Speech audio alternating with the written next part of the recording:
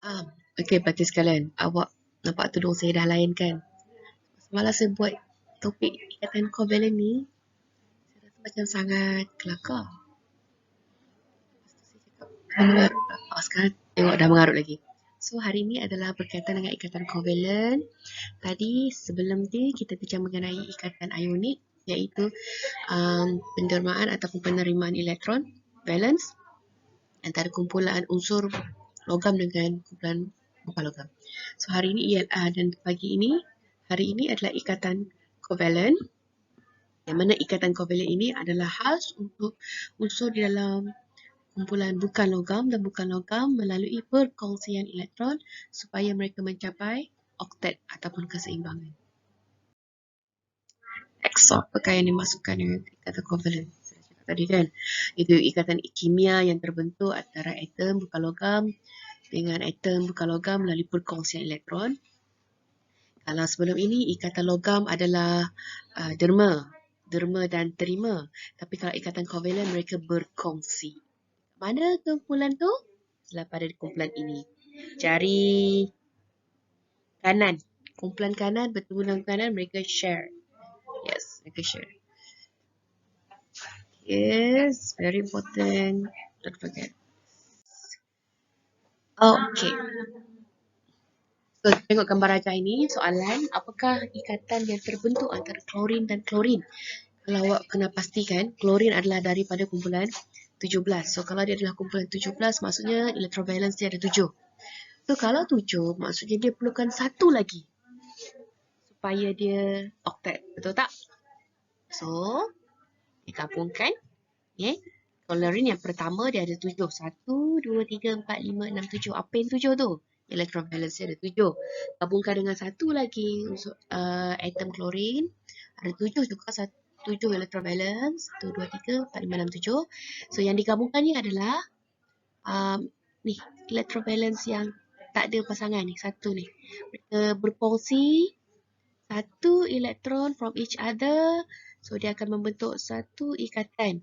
Dan bila dia derma, bukan derma, bila dia share satu ikatan ini akan membuatkan elektron atom pada klorin yang pertama dan pada klorin yang kedua, kedua-duanya akan mencapai oktat. Macam mana kita nak kira? Tengok 1, 2, ni yang asal, 3, 4, 5, 6, 7, yang terbaru, 8. So, klorin yang pertama dah dapat 8. Tengok klorin yang kedua, 1, 2, 3, 4, 5, 6, 7. Dikongsi kat sini kan? Pun dapat 8. So, kedua-duanya sedang mencapai keseimbangan.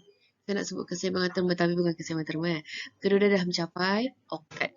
Dan ikatan mereka ini dipanggil sebagai ikatan kovalent. Dan disebabkan mereka berkongsi satu elektron from each other, so ini dipanggil sebagai ikatan kovalent tunggal. Okey, contoh lagi Okay, contoh lain sama seperti fluorin. Fluorin, awak tahu kumpulan 17 adalah kumpulan halogen. Kumpulan halogen adalah kumpulan dwi atom. Maksudnya kalau dia kata dwi atom, dia adalah atom yang mesti hidup secara berpasangan. Dia bukan single. Single macam hidrogen tu dia boleh tak. Hidrogen pun H2 juga supaya dia lengkap. So fluorin ini untuk melengkapkan dia supaya dia mencapai keseimbangan iaitu oktat, mereka saling bergabung. So dekat sini fluorin ini memerlukan satu lagi, dia berkongsi dengan fluorin yang kedua. So bila mereka berkongsi, perkongsian elektron ini akan membentuk suatu molekul. Okay, molekul iaitu F2. Okay. So, ikatan kalau dia kongsi satu, macam saya cakap tadi, itu adalah ikatan kovalent ganda. Ganda satu Ada ke kita? Oh ya. Okay. So, ni adalah di antara contoh yang lain. Ini pun sama juga, dia berkongsi satu elektron saja. Okay, berkongsi satu elektron. Tapi, ada ketikanya dia akan berganda dua. So, bila berlaku dia berganda dua? Sila abaikan ya kalau ada orang melintas ke, kalau ada orang dengar suara orang lain ke. Tolong abaikan sebab saya berada di office. Jadi, Ini tempat yang paling selesa. Okay. Kembali semula. Apa saya nak cakap tadi? Ya, berganda. Kalau ada kongsi satu dia satu garis saja. Tapi kalau mereka berkongsi dua elektron from each other, okay, dia akan membentuk dua garisan. So, dua garisan ni kita panggil dia sebagai ganda dua.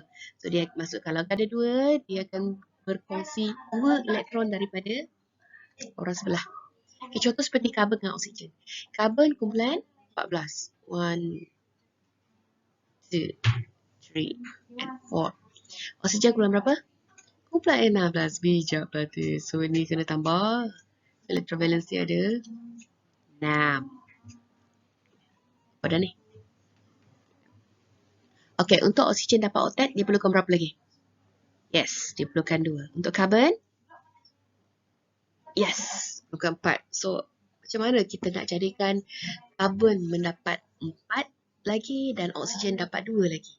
So, sekarang ni kita boleh fikirkan, kita habiskan dahulu siapa yang paling sedikit nak perlukan oksigen, nak perlukan elektron. So, paling sedikit kat sini oksigen kan? So, dia cuma perlukan 2 lagi, betul? So, kita ambil 2 daripada karbon. Bukan ambil lah, share tu. Bila dia dapat 2 oksigen, bermakna oksigen dah dapat 8 kat sini. Karbon, dia dah share 2, dia dah dapat 2 daripada oksigen. So, dia dah tambah 2. Dia dapat 6. Tapi, karbon masih perlukan lagi 2. So, macam mana? Tadi oksigen boleh oksigen boleh share lagi 2 supaya dia dapat 8 kan? So, kita buat satu lagi oksigen. 6. Allahu Akbar, apa benda lah saya lukis ni. Ya. Okay. So, dah share 2 daripada oksigen. Yang kedua, so karbon akan menerima lagi 2 elektron. Yang akan membawa karbon akan dapat 8. So, ending dia akan jadi begini. Tengok. Daripada oksigen. 1, 2, 3, 4, 5, 6, 7, 8 datang daripada karbon, share. So, yang kedua juga 1, 2, 3, 4, 5, 6, 7, 8 datang daripada karbon, di-share. So, lukisan dia akan menghasilkan ni, yang ni. Nampak ni, yang dia share 2 tu. Akan jadi gini. Inilah kita panggil ganda 2. Cantik tak? Cantik yang ni. Ganda 2, ganda 1, berganda, ganda 3. Ada ke ganda 3? Yes, ada. Okey, awak boleh cuba jawab soalan ni. Pastikan mereka mencapai keseimbangan tau. Keseimbangan tu maksudnya oktet apa? Cuba. Ni boleh. NH3. N adalah kumpulan 15. 15, so maksudnya dia perlukan 3 lagi. Contoh satu ni Saya lukis. N. Kumpulan 15. So dia perlukan 1, 2. Letak je mana-mana. So letak hash kat sini. H. 1. Satu lagi. Saya buat hash ni 1. Yeah. Sebab electrovalence dia 1. Hidrogen dia kumpulan 1. Walaupun dia bukan logam, tapi electrovalence dia adalah 1. So apa perlu kita buat? Kita gabungkan mereka. Sebab H dia tak perlu capai oktet. Hidrogen. Dia cuma ada satu petala. Petala yang pertama. Okey, petala pertama penuh adalah 2 elektron sahaja. Kita panggil dia sebagai apa? Duplet. Very good. So, apabila hidrogen dah capai duplet, that's mean dia dah seimbang. Dan pada masa yang sama, awak tengok dekat nitrogen pun juga dah mencapai oktet. Okay, daripada asalnya 5, diterima kongsi dengan hidrogen 3. 5, 6, 7, 8. So, dekat sini NH3, okay, amonia kita pun dah dapat keseimbangan. Very good. Okay. Good job. Next. Oh, good. Okay. Oh ya, kita ada juga ikatan covalent coordinate. Okay, ikatan covalent coordinate ni khas untuk suatu sebatian yang mempunyai charge. Tapi dia perbezaan dia dengan ikatan covalent biasa. Ikatan covalent biasa dia lebih ke saling share. Share tu memang share betul lah.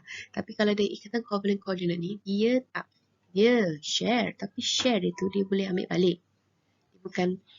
Dia bukan memberi menyebabkan dia bertambah, tak.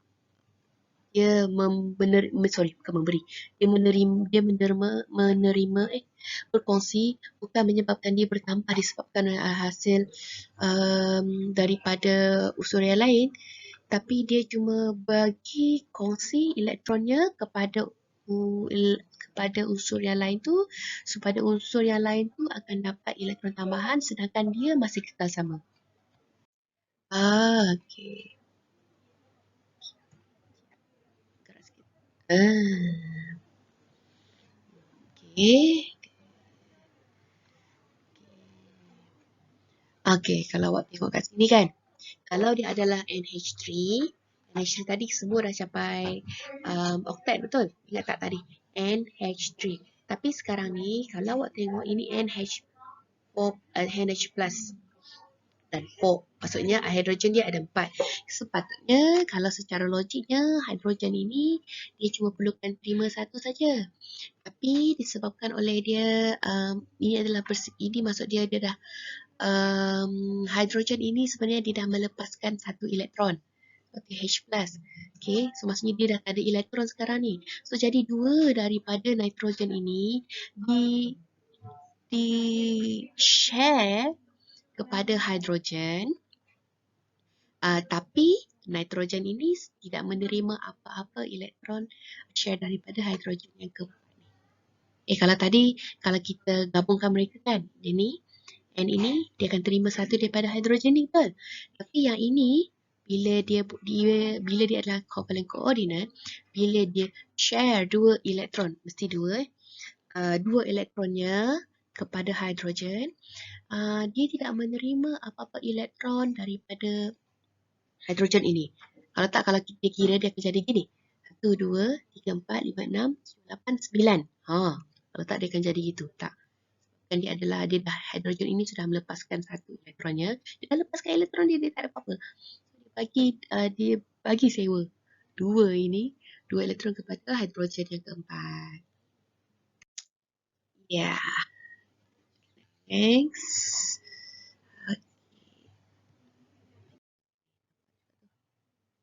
Okay. Molekul. Okay. Van der Waals ni dia daya tarikan. Nama tarikan antara molekul tu adalah daya Van der Waals. Saya suka cakap macam ni kan. Kalau saya yang jumpa, saya akan letak nama daya alifah lah. Tapi yang jumpa itu adalah Mr. Van der Waals. So dia letaklah nama dia daya Van der Waals. Yang mana daya ini yang membuat tarikan antara molekul-molekul tu.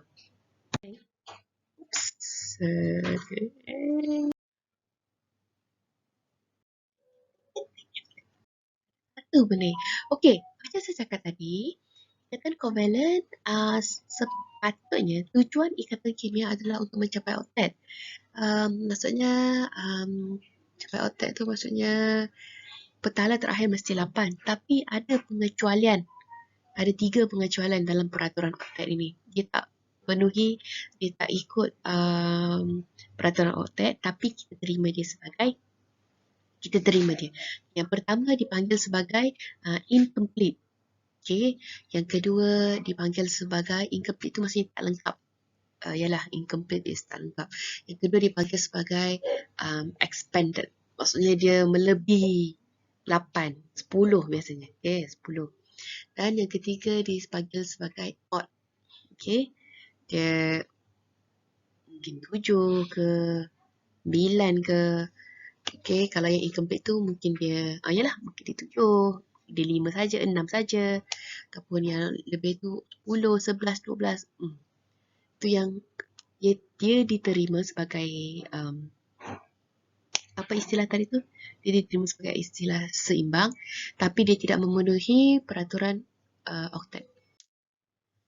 Ini di antaranya, tengok tu. Ada 10 elektron. Expanded maksudnya. Ini pula sampai 12. Okay.